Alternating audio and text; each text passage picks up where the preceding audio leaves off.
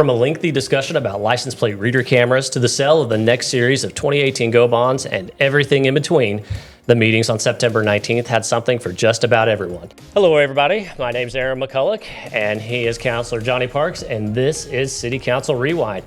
This is your first time on deck. I appreciate you showing up and talking with us. Yeah, I've been outside waiting for a couple of hours. I was anxious.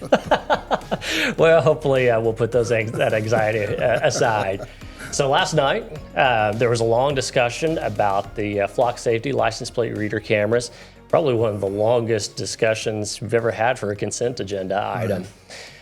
Just your thoughts, number one, just about these cameras and how they may assist Broken Arrow Police Department. It was approved 4-1. Your thoughts on just how you think these cameras will assist Broken Arrow Police Department in the criminal activity here? Well, historically, I've always certainly been a big supporter of our public safety, and it was demonstrated or said that they needed it. The police department did, and so I certainly want to support them. I think they'd be good. I think that would good. Our surrounding communities have them in there. That doesn't mean that we have to have them, but we need to work together as a whole. I think that reading that, I have no problem with people looking at my license tag. They can look at it all they want. I couldn't see the contention that I saw demonstrated last night. I don't really agree with that. But they have their rights and understand. And I could see how it could get bad if they go to a facial, but it definitely wasn't a facial comment. They would not identify your face. It was just definitely looking at the vehicle and the license plate.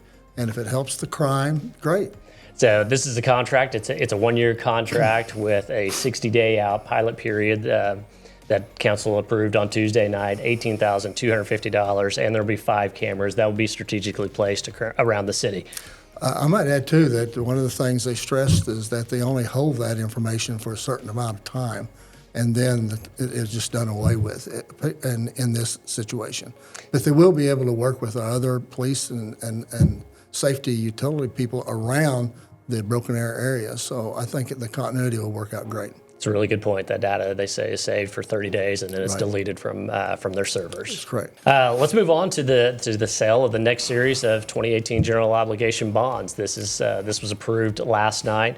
We're looking at about $35 million worth of bonds. That's right, $35 million worth of bonds, more than $26 million in transportation projects. How important is this? Well, I think it's key to the city. It has been. I'm one of the probably the only councilman that has watched bond issues be voted on, passed, paid out, and grow from that. And it really helps our growth. It's just for capital expenses. The bond is they're GO bonds, which are ad valorem taxes, and they're voted on by the citizens. And I think what's really important about that is that we make sure the citizens help develop that bond issue. So as we sell this bonds, as I asked the question last night, this will bring us down to, when we sell this bonds, will bring us down to around $50 million that we owe. So we're looking at the next bond issue. We're looking at a bond issue in probably 26, 27, and the next bond issue.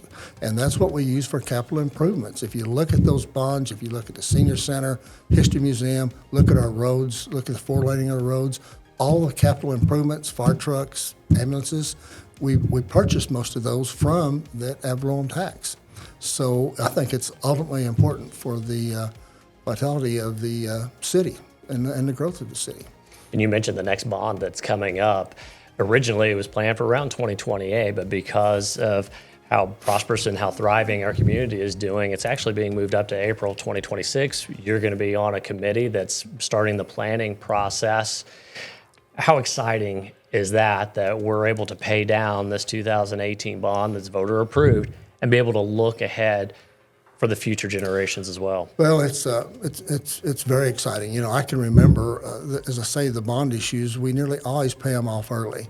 So I said, when we said that it's a 10-year bond issue, means that it's definitely going to be paid off in 10 years. I said it would probably be paid off in 9, and here it's going to be paid off in 7 or 8 years. That's because of the growth of the community, a strong community.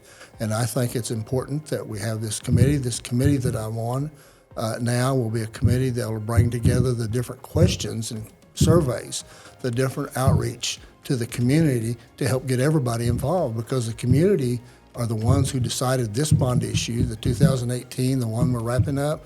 They decided on all of the projects of that, and we want them to decide on the future bonds. That helps us sell the bonds, it helps them take ownership, and it helps them kind of protect their projects and where they see there's a need at in the bond situation. And this next sale will take place October 17th during the regular scheduled meeting of the City Council. And if you are interested in the full list of projects, which we have right here, they are on the city website. Some other items of note from Tuesday's meeting. The Broken Arrow Fire Department will purchase $80,000 worth of new firefighting equipment. 4 new vehicles will be purchased for the upcoming micro transit program that will launch in 2024, early to mid 2024. And the newest members of the Youth City Council were sworn in last night. I know this is something that you're really passionate about. You've been a sponsor of Youth City Council for quite some time. What does it mean to you to have these students step forward, the next leaders of our community? Well, it's hard for me to put it in words. I'd like to demonstrate it, or think I demonstrate it throughout the year as a co-sponsor, along with Justin Green, Councilor Green, and it's very important. I've always loved to teach, even when I owned my business for 30 years. Then I taught for 23 years in the career tech system.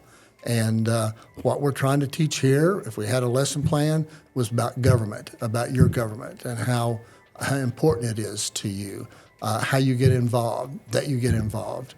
I told the group this the other day, one of our counselors from 3 or 4 years ago has graduated from college, and he had just received a job for assistant city manager in the northeastern part of the United States. So we want these kids to grow up, to be involved, be voters, be councilmen, councilwomen.